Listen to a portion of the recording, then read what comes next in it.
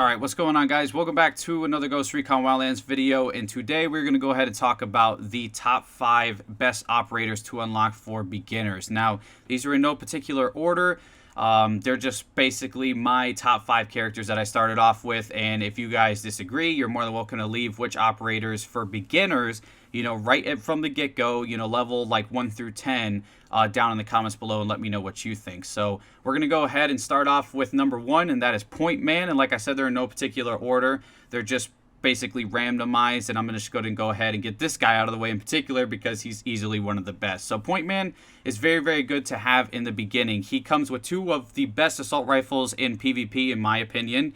They got great accuracy, great fire rate, and they have great damage. He also cannot be suppressed. So there's a character in this game called Enforcer that can actually suppress you to the point where you can't aim down sights. But if a Pointman goes up against an Enforcer, the Enforcer is useless because the Pointman can't be suppressed. So basically being suppressed is when your screen is super blurry, you can't see anything, and you just can't get your shot right. But the Pointman, like I said, just cannot be suppressed, so he's a really good character. So he can focus while being under fire, which is awesome, and that's why he's a really good character, and a lot of people like him.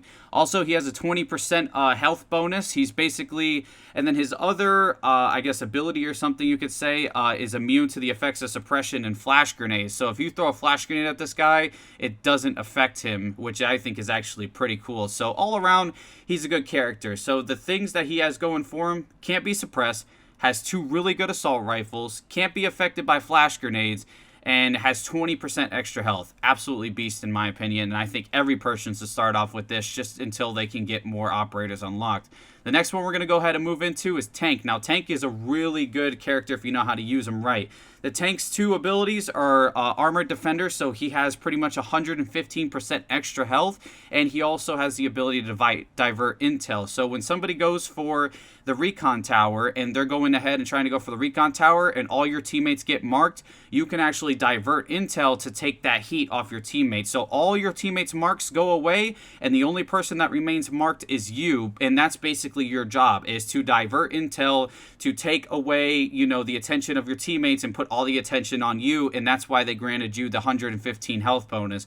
Also, his LMG isn't the greatest, so if you're going to go ahead and unlock him, I recommend going to multi-class, going to perks, and then unlocking Steady Hands, which gives you a, if you're moving around and you're aiming down sights, it gives you a 50% increase in accuracy. So I definitely recommend running that if you're going to run his LMG, because that thing is a recoil monster. So the Tank is very, very good. It's good for taking, just getting the enemy spawn, diverting intel, and he has 115% extra health. So like I said, you can go ahead and pick up your teammates because you could take shots from snipers all day. I mean, you could shoot this dude in the head and literally he will survive from a sniper bullet. It's pretty insane.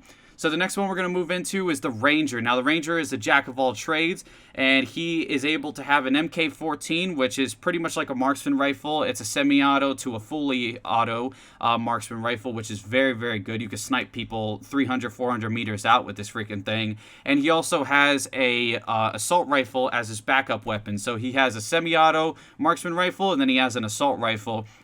And then also you could trade him in to have the shotgun, but I don't recommend that because it's better to have the AR, because the shotgun just takes so many bullets to kill somebody and you have to be really, really close. So he's a really good character. His marksman rifle is absolutely phenomenal. I've hit 300, 400 meter shots, and like I said, you basically get to play the role of a sniper, but you're not too vulnerable to going ahead and getting killed because you have an assault rifle, a fully auto assault rifle, right on your back. So he is a very, very good character to run. He also comes with, I believe, grenades and flashbangs, so definitely a good character to try out. A lot of people like him, especially at the beginning levels, because like I said, everybody wants to be a sniper, but everybody still doesn't want to be vulnerable to getting shot at because they have a pistol. But with this guy, you actually have an assault rifle on your back. So the last one we're going to go ahead, oh no, actually this is the 4th one, sorry. The 4th one we're going to go ahead and go over is the Scout. Now the Scout is really good if you don't have a lot of gun skill, if you're not confident in your gun skill and you just want to help out your team, you want to play some type of support role, the Scout is very good. The Scout's ability is to go ahead and detect enemy movement while they're running around the map or anything. It'll give you a white little ping or a white little zing, zing, and it'll make that sound. And when you go ahead and see that white marker, you want to fly your drone over there, and it basically marks the last known position of the enemy when they were running or movement. So any type of movement, whether you're crouching and moving a little bit, or you're prone and moving a little bit, or even if you're just full on sprinting, it's going to do that little white ping, and the scout's going to be able to spot you. And that's how the scout spots a lot of people, in case you guys were curious. And also, it has a lot better of a marking ability than other classes, because obviously it's a scout. So if somebody's hidden in a bush or something like that, it's able to mark them a little bit better than maybe like an artillery or a medic or something would be able to mark him. So he also comes with a really good weapon, the MPX. So if somebody does come up to you, I know you're not very confident with your gun skill if you do use him as a beginner, but you know, the MPX is a pretty well off weapon, and I think you can fend for yourself pretty well. He also comes with grenades and flashbangs, and you get a lot of XP while using this character. I mean, I think every mark is like 25, 50 points, somewhere around there, and he is actually phenomenal for getting XP. I mean, I've gone for the first round. I remember we started off with the first round, I ended up getting 1,000 or like 1,100 points just from marking people. It was absolutely insane. My XP at the end of the game was like 4,000 or 5,000. It was crazy. So he's definitely a good character to go ahead and rank up with, just marking people. Like I said, you know, it's a support role, so you can sit in the back of the map and just scout people all day and help your teammates out. So the dudes that do have gun skill can actually go ahead and kill. I'm not saying that, you know, people that run scout don't have gun skill, but I'm saying if you don't have a lot of gun skill, you're not confident in it, then this would probably be the character for you to run in order to go ahead and be successful and feel like you're of some value to the team. Now, the last one, we're going to go ahead and go over it. I know some people are going to disagree with me on this, but I personally think he's a good all-around character if people aren't really sure exactly what they want to start off with. And plus, this is a character that you start off with anyways, and he has a lot of perk selections. So, and that is the Recruit. Now, the Recruit, why this character is actually good is because he has a whole bunch of different weapons, whole bunch of different perks, and he also has a drone. Now, the Recruit comes with the AK-47, which is a really high, powerful weapon. It's got good accuracy, good rate of fire, good damage. The G28 sniper rifle, it's a German semi-auto sniper. It's got good damage, good accuracy, good range. The Type 95 is personally one of my favorites, and I like that one, and that is one that you can actually run with him. And then the SASG-12, I think you have to get from the Ubisoft Club.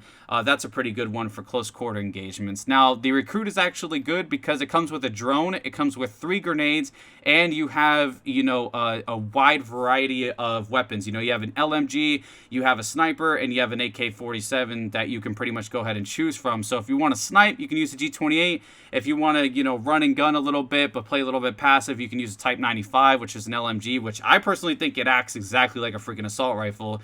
I think the Type 95 is amazing. And then you have the AK-47, where you can just go up and just bully people.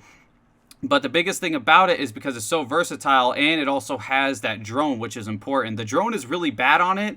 It doesn't really last long, doesn't have a lot of range, but it will go ahead and give you that little advantage if somebody's around a corner and you're not 100% sure. So if you want to go ahead and try out the Recruit, be my guest. I actually like him. I actually don't have a problem when running with him. When I come back late, if I went to go do something and I come back and I'm playing as a multi-class or Recruit or whatever, I actually really like playing with him because his guns are great. And then for honorable mentions, I'm just going to go ahead and mention them real quick. Once you get to level 15, you unlock the Enforcer, the Diversionist, and the Tech. The Tech, if you upgrade the Tech 2 times, you get the MK17, which is a very, very good gun. The Enforcer is good. If you don't have a lot of gun skill, Enforcer would be a good person to run, because if you shoot at somebody, it actually stops them from aiming down sights. But you have to keep shooting them, and you have to keep suppressing them, or else they can aim down sights if you don't suppress them. And it makes their screen just go crazy blurry and shaking all over the place. And the Enforcer is really, really good. And then last but not least, the Diversionist is good. If you know how to use his Noisemaker drone right, which a lot of people don't know how to use it correctly, he's a very good character. But the good thing about him is his 2 weapons. If you upgrade him twice, you can get the M4A1, which is a really, really good weapon. His first one, I don't know exactly what it's called, but I don't remember the exact name of it. I'm pretty sure. Maybe I can see it right here. It's the SR635, I believe. Yeah, that's it. And it's not too bad, but it's not the greatest weapon. I definitely would prefer the M4A1 over that one any day. So those are my top honorable mentions and my top 5 best operators in Ghost Recon Wildlands. If you guys enjoyed enjoyed. Don't forget to like the video. If you guys have any comments to leave on the operators or anything I missed, leave them down in the comments below. And I hope you guys enjoyed the video. Hope this helps you. And this is just one out of a whole bunch of tips and tricks videos that I will definitely be doing. So I will see you guys in the next one. Take care of yourselves. Make sure to subscribe if you're new. Thank you for all the support on the Recon Wildlands content. And I will see you guys in the next video.